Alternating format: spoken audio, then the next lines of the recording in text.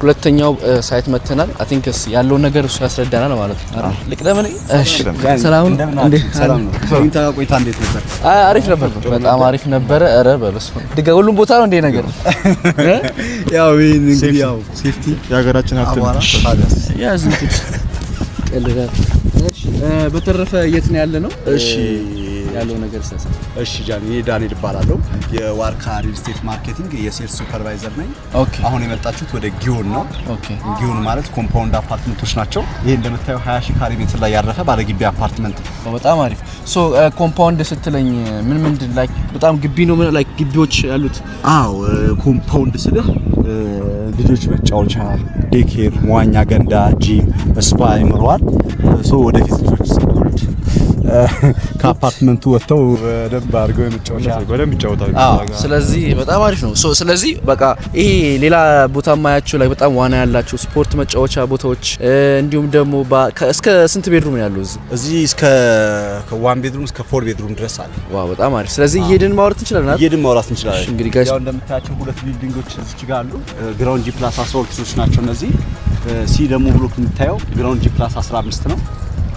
ቪላ ስታንዳርድ አፓርትመንት ሶላኝ ሁለቱ ያለቁ ናቸው። ሁለቱ ሰው ያለቁ ናቸው ለማለት ደረጃ ላይ ደረስናቸው። በአመት ከ6 ወር ነው እዚህ ላይ የደረሱት ማለት ነው። በአመት ከ6 ወር አመት ከ6 ወር ግን እንደዚህ ይፈጥራል ማለት ነው ወይስ 24 ሰዓት ስለሆነ የሚሰራው ኮንትራክሽን ስለማይቋረጥ ችግር የለባቸው የሚያቀም ችግር የለባቸው። አከፋፋይ ሂደትን ደግሞ በተመለከተ ባንክም ኦፕሽን አለው 50%። አይ ቲንክ ይሄኛው አልቋል አይደል? ከዚህኛው አልቋል። ይሄኛው ኦሬዲ አሁን 1 አመት ነው የፈጀበት። የትኛው? ይሄኛው ላይ እዚህ እንዲደርስ ሲ ብሎክ ላይ ከባለ 1 እስከ ባለ 4 መኝታ ጀምሮ ነው እዚህኛው ላይ ያሉት። እየተገነቡ ያሉት አፓርትመንቶች እንዴት ነው? ቪላ ስታንዳርድ አፓርትመንቶች ናቸው። ብዙ ባለ 1 ባለ 2 ባለ 3 አላቸው አይደል? አዎ ባለ 1 94 ካሬ አለ፣ ባለ 2 145 ካሬ አለ፣ ባለ 3 150 ካሬ አለ፣ ባለ 4 ደግሞ 214 ካሬ አለ። ባለ 4 አለ? ባለ 4 እስከ 214 ካሬ ድረስ አለ። በጣም እንደነገርኩህ። እሺ ጃኒ ያው እንደምትመለከተው አሁን ላይ ያለነው ባለ 4 መኝታው ላይ ነው። ሁለት መግቢያ አላቸው። አንደኛው መግቢያ ወደ ሳሎንህ የሚያስገባ ሲሆን ቅድም እንደነገርኩ ቪላ ስታንዳርድ አፓርትመንት ስለሆነ እነዚህን ዘግተህ ሰርቪስ ክፍሎችና የሰራተኛ ክፍል እዛው ስላለ መጠቀም ይችላሉ ማለት ነው። ወደ ውጪ ነጣጥለ ማለት ነው። ማንም ሳይረብሽው ያኛው ነው። ማንም ሳይረብሽው ለምሳሌ ሳሎንህን ቆልፈ መኝታ ቤቶችን ምናምን ማንም ሰው ሳያገኝበት የሰራተኛ ክፍሎችን መጠቀም ትችላለህ። እዛው ማብሰል ትችላለህ ማለት ነው።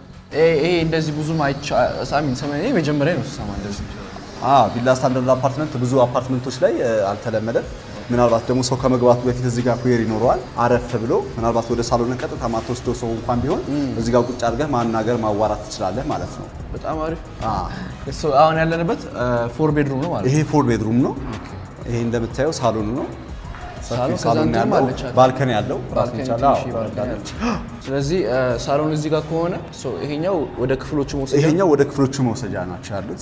እነኚህ መኝታ ክፍሎች ናቸው። ይሄኛው ትንሽ ከሌላው እንደነገርኩ ለየት የሚያደርገው መልበሻ ክፍልና ሽንት ቤት ነው ያለው። መታጠቢያ ክፍሎች አሉት ማለት ነው። በጣም አሪፍ። በጣም ሰፊ ባልከኒ ነው ያለው እንደምታየው።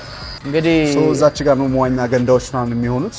መሮጫ ትራኩ ራሱን ይቻላል። በዚህ በጀርባ እንደነገርኩ ቅድም የልጆች ዴኬር መሰብሰቢያ አዳራሽ ሁሉ ነገር ፋሲሊቲ ያሟላ ስለሆነ ያው ነገ ደግሞ ልጅ መውለድ አይቀርምና አሁን አብዛኛው ጊዜ ያው ልጆች በስትረስ ይጠቃሉ ታውቃለህ።